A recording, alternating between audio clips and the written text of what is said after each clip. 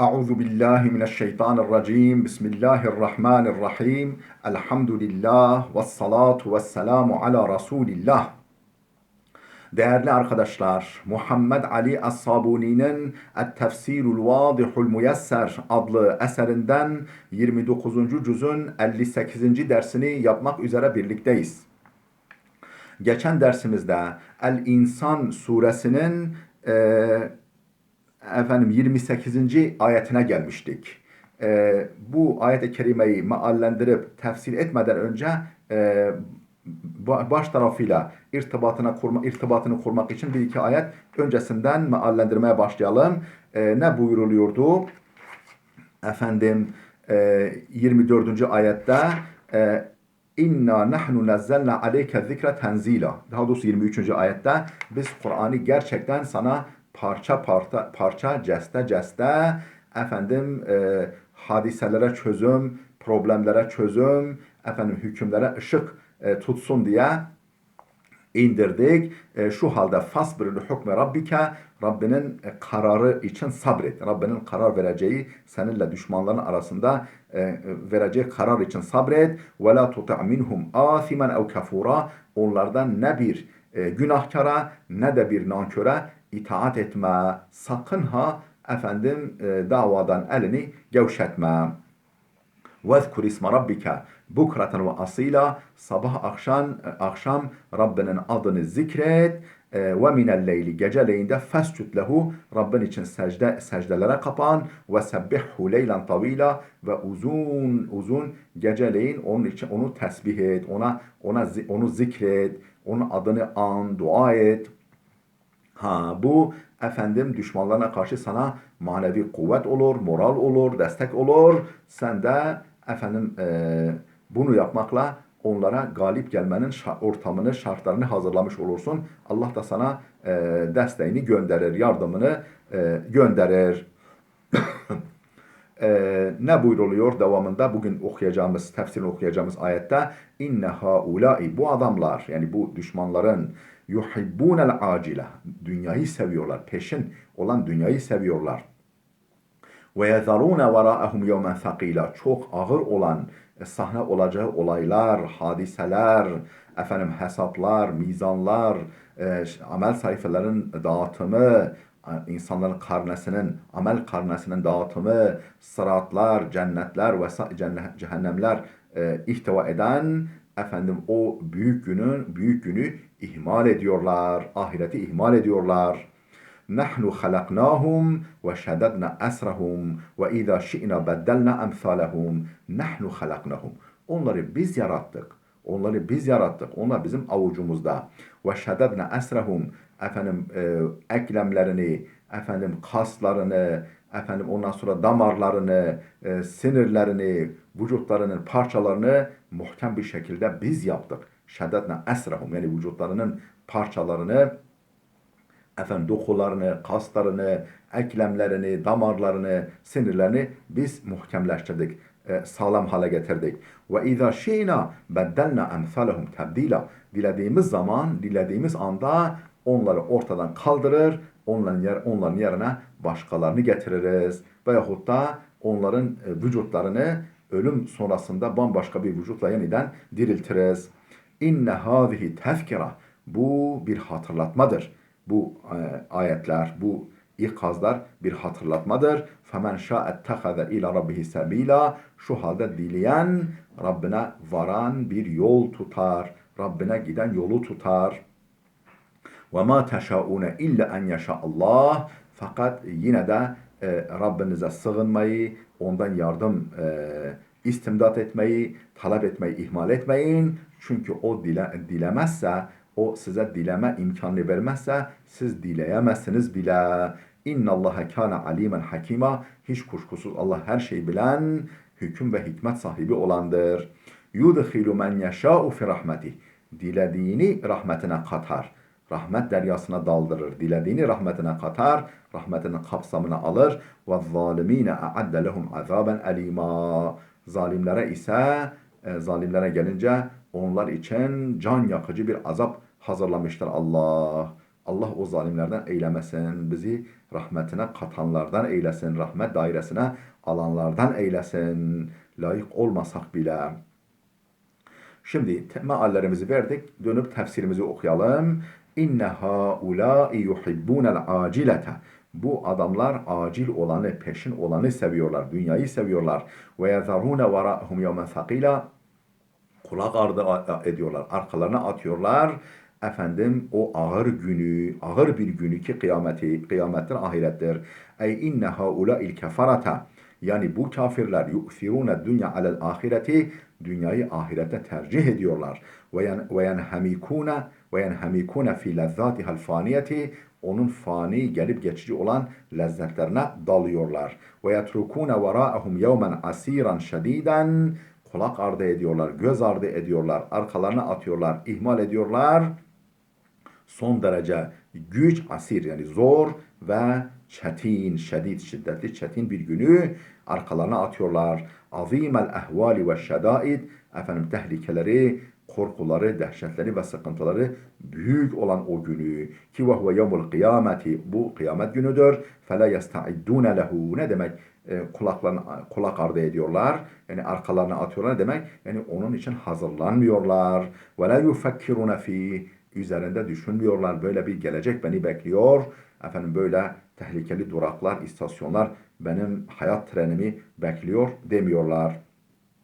Nahnu halaknahum, onları biz yarattık ve şeddedna esrahum, vücutlarının parçalarını biz muhkem bir şekilde birbirine taktık, monte ettik. Ve izâ şi'na beddelna emsalahum tebdila, dilediğimizde de onları bambaşka bir yaratılışa döndürürüz veyahut da onları kaldırır, yerlerine başkalarını getiririz. Ey nahnu'llezîne evcednâhu minel adam, yani onları yoktan icat eden, var eden biziz.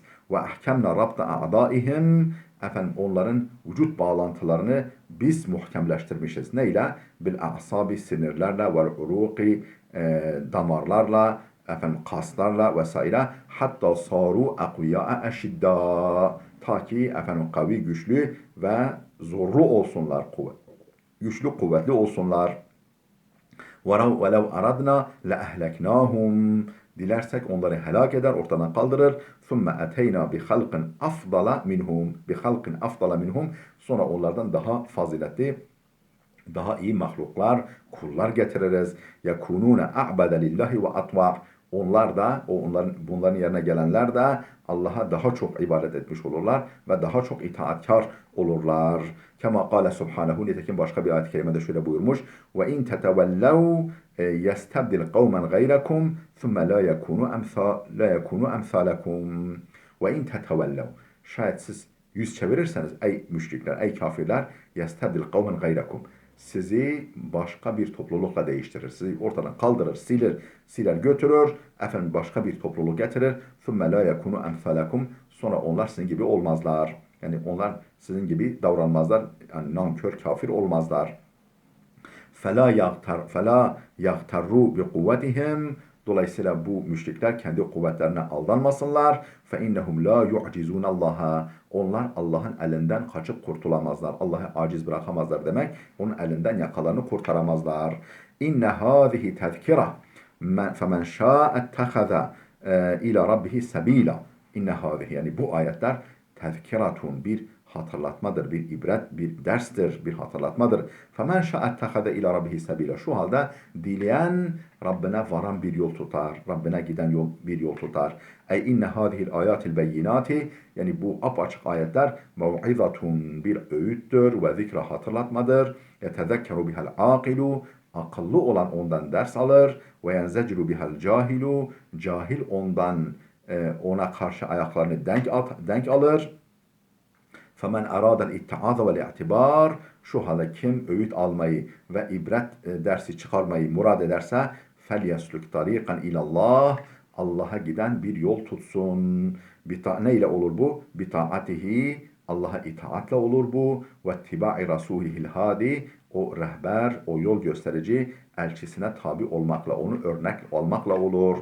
فَأَسْبَابُ السَّعَادَةِ مَيْسُورَةٌ, saadet yolları boldur. Saadet yolları kolaydır ve çoktur. Ve subulun necati mumehhedetun, kurtuluş yolu efendim döşenmiştir.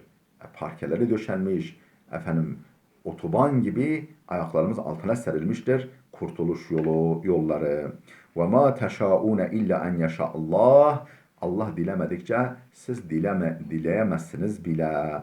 İnnallâhe kâne alîmen hakîmâ. Hiç kuşkusuz Allah alimdir, hakimdir. Yani her şeyi bilen, hüküm ve hikmet sahibidir. Ey ve ma teşâûne emran minel umur.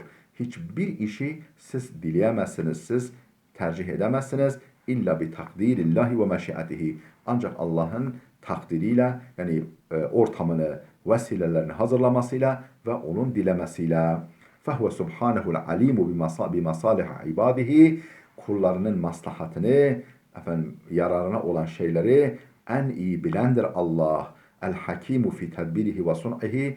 Efendim, çekip çevirmesinde, yönetiminde, idaresinde ve sanatında hakimdir, hikmet sahibidir.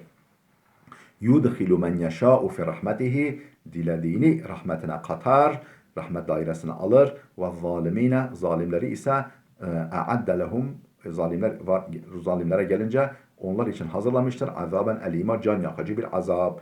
Ey yudhilu fi cennetihi lleti hiye mekanu rahmetihi. Yani rahmetinin diyarı, rahmet mekanı olan cennetine dahil eder. Men yeşâ'u, dilediklerini, mimmen ya'lemu fihimul hayre ve salah. Kendilerinde hayır ve salah bulunduğunu bildiği kimselerden dilediklerini rahmetine katar. Rahmet diyarı olan, rahmet yurdu olan cennetine alır. Ve humul mu'minunel muttakun. Bunlar takva sahibi müminlerdir. فَأَمَّا الْمُشْرِكُونَ. Müşrikler, zalim müşriklere gelince, fakat heyya Allahu lehum azaben şedida. Allah onlar için şiddetli bir azap hazırlamıştır. Muci'an, efendim, can yakıcı, fi daril cehim, o cehennem yurdunda. Allah muhafaza buyursun inşallah bizi. İnteha tefsiru suratil insan. İnsan suresi tefsiri burada bitti. Dersimiz de burada dursun. İnşallah gelecek dersimizde tefsiru suratil mursalat. Mursalat suresi tefsirini okuyacağız ve bu efendim 29. cüzün son suresidir. Değerli dostlar, gördüğünüz gibi elhamdülillah hızla ilerliyoruz. Güzel de ilerliyoruz. Efendim 30. cüzü bitirdik. Amme Nebe suresiyle başlayan 30. cüzü bitirdik. Şimdi 29. cüzü de bitiriyoruz Allah'ın izniyle. Mursalat suresinin bitimiyle. Ondan sonra 28. cüze döneceğiz. Bu şekilde İnşallah devam edeceğiz. Efendim aman sebat edelim. Aman efendim gevşemeyelim. Efendim hem biz istifade edelim hem de başka kardeşlerimizi, din kardeşlerimizi bundan istifade ettirelim. Özellikle ilahiyatçı kardeşlerimiz efendim hem Arapçalarını geliştirsinler bu şekilde hem de Kur'an kültürlerini artırsınlar. Efendim yollarını, Allah'a giden yolu bu şekilde aydınlatsınlar. Allah hepimizi yolunda daim eylesin. Sabır, sebat, azim ve feyiz nasip eylesin inşallah. Allah'a emanet olun.